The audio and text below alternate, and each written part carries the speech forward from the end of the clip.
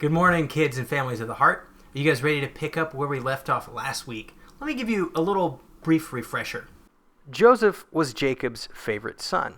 He gave him a special coat, which Joseph didn't let anybody forget, much to the consternation of his brothers, who decided that they wanted to finally end the favorite brother. So they threw him into a hole. Once in the hole, his brothers had him sold as a slave. Yeah. Let me introduce you to the characters in this story. Joseph. Mr. Potiphar. Mrs. Potiphar. The guard.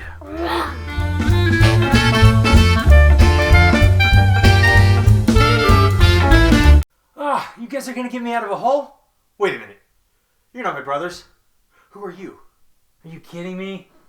You want me to be a slave? I miss my coat. I used to look so cool. A life of slavery. What did my brothers do to me? My goodness. You see, Joseph was experiencing a lot of hardship. A lot of kind of crazy things happened in his life. But we would find out that God's going to show up in some pretty amazing and unpredictable ways a couple of times.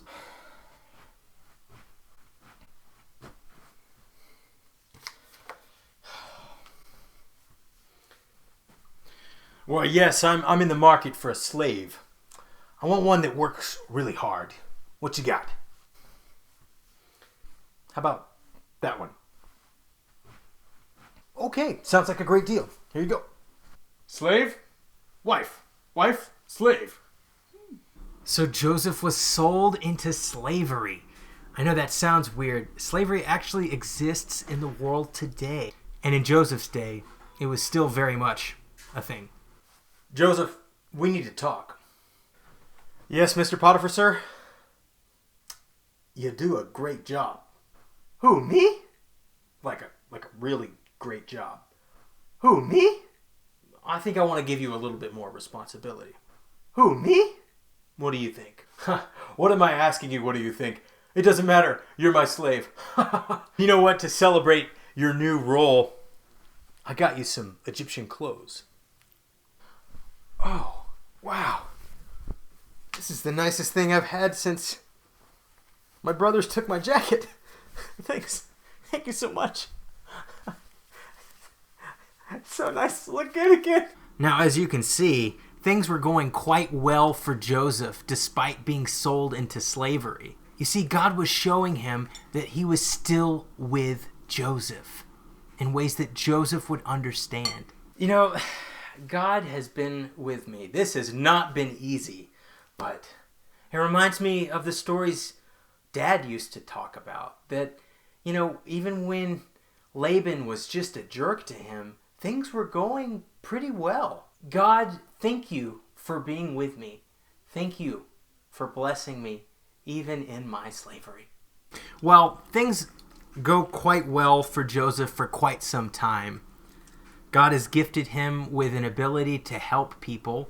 And as the narrator of this chapter of Genesis, chapter 39, lets us know, it's because God is with him. Just like his dad, Jacob, had grown his wealth even under the oppressive thumb of Laban, we find out that that's actually God's doing.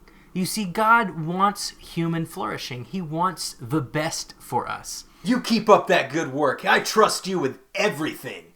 And I mean everything. Now, Joseph, we need to talk again. Yes, Mr. Potiphar, sir? It's performance evaluation time. And there's much I have to say. Yeah? You've done a great job. A really, really, really, really... Who, me? Really great job. And I don't just say that to anybody. Who, me? You're pretty awesome. You know what? Who, me? Why don't you manage my whole household? All of my things, all of my tasks. I'm just going to give it to you to manage. Who, me? What do you say? Of course, you have no say at all. You're my slave. So I'm going to put you in charge of all of my household. Deal? Again, the illusion that you have some say in this. You're my slave. You're going to take care of my household. Thank you for the promotion, Potiphar. It's been an honor to serve you well. I know my God is with me, blessing my life. And as an extension, I believe your life is a little more blessed. God was with him, and he was going to bring about some really good stuff, not just for Joseph, not just for Potiphar, but for actually the whole world. But we'll wait on that one. Just keep looking for that theme. God has indeed been with me this whole time. My life was in the pits. Literally, I was in a pit. And now, I'm doing great. Life gets hard again for Joseph as he finds himself in more trouble again. Joseph, my slave, my bestie, you've done a great job because you've had to, because you're a slave. But as a result of your management, our household is flourishing. We have so much money we don't know what to do with. Isn't it great? You know what? I'm going to go out with my boys and celebrate. I'll see you later, wife. I'm going to go do some Egyptian stuff with my Egyptian friends.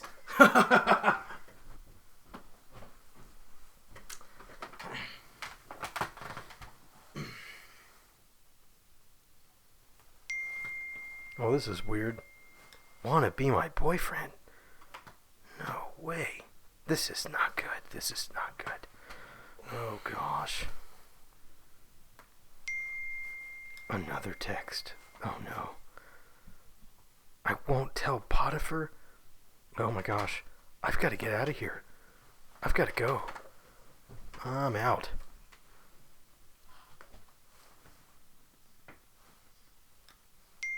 What did Joseph text you? Oh, if I get my hands on him, he is through. Wait.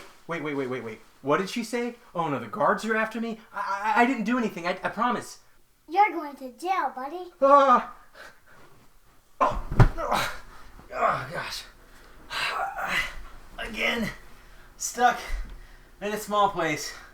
At least this time I have company. Can you imagine being on this roller coaster? You know, your life is in the pits.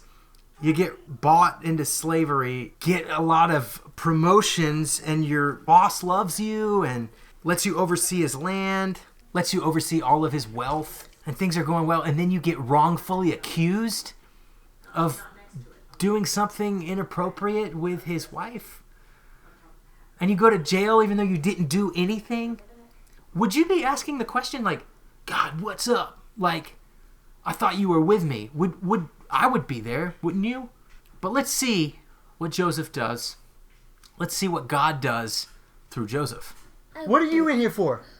I broke a wall. But guys, if we measured God's activity in our lives only when things were going well for us, we might not have a very strong faith. You know, this place looks a little dusty. I think I'll start tidying up. So when Joseph could have kind of given up on God and just said, hey, God, where are you? He kept up hope. And he kept himself active. And he got the attention of the prison warden. Yeah, I didn't want to introduce him at the beginning of the story. You know, spoilers. But yeah, here's his intro. I'm going to go look around my jail and see my new convicts. This was a lot messier when I left it. Who's cleaning? Just sweeping away. Working hard. Because God loves me. I don't know the rest of the words. Listen here. What was your name again? Joseph? Who, me? You're doing a great job. Who, me? I think I'm going to give you some responsibility. Who, me? In fact, you've done such a great job, I'm just not going to do anything anymore. You can basically run the prison for me. Thank you. So as you can see, guys, sometimes life gives you lemons. Yeah, I'll just make things look a little nicer. There we go. Lemons are sour. Lemons aren't great by themselves, right?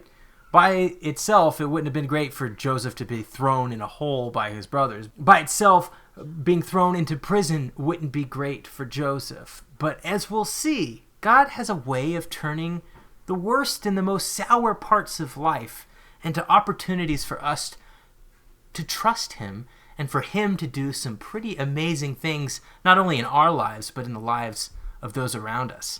God, I see that you are with me even when my brothers threw me in a pit. And now I see you're with me even though I got wrongfully accused and thrown into jail. And here I am, the prison warden giving me a promotion. God, thank you for being with me. Can you guys believe that? God is with me. Yeah. So guys, as you can see, Joseph had some really tough situations to overcome. He was trapped. He was in a hole. Then he was a slave. And then he was in prison. And maybe we feel the same way a little bit right now, don't we? A little trapped. A little like we're stuck. Like we don't have any choice but stay at home. But I think we can learn a little bit of something from Joseph. He made the most of every situation he was in.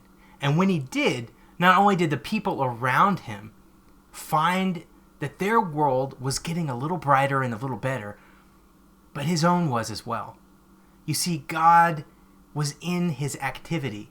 Because of that, the fact that God was with him, it changed the world in a small way. Potiphar's life was better for it. The prison warden's life was better for it. And as we'll see, guys, this is what God wants to do. He wants to bless people through people. This is exactly what we read about with Father Abraham's encounter with God in Genesis chapter 12. That God would bless the world through him. And here, one of his great grandsons is blessing the world in a small part because God is with him and he is making the world around him a better place. So let's make the most of our lemons. I think that's what God can do for us right now. I think he can help us make lemonade out of these lemons. I don't think that's something we can do on our own. I don't think that's something that we do just by staying busy and trying hard. But I do believe if we apply ourselves a little bit of effort to try to make this kind of caged world we live in right now a little bit better, we might find that God is, as Joseph found, with us. So, here's and cheers to making the world around us a little bit better through God's help. What are you in here for, bud? Pizza and knock over What a did you- rock. what are you in and here for? Fire What and are I knock over a pizza. What are you in here for? Pizza. Pizza.